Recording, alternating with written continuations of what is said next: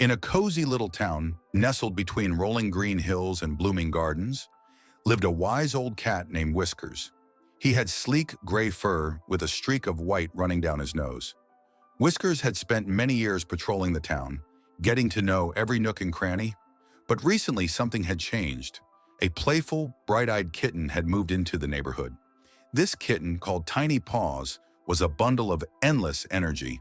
With fur as black as midnight and eyes as wide as the moon, she bounced around curiously, often getting herself into mischief.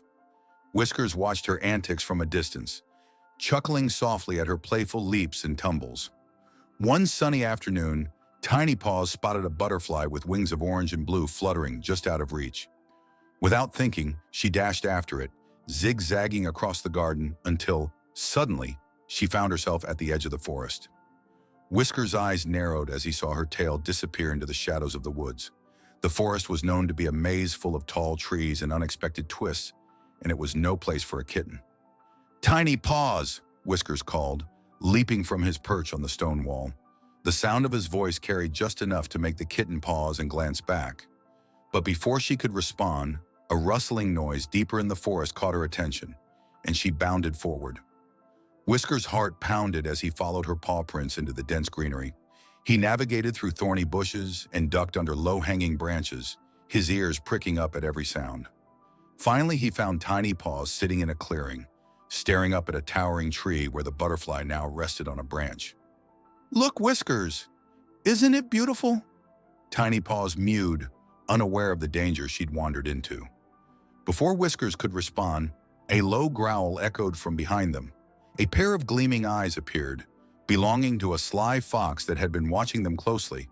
Without a moment's hesitation, Whiskers stood protectively in front of Tiny Paws, arching his back and hissing with all the fierceness of a seasoned guardian.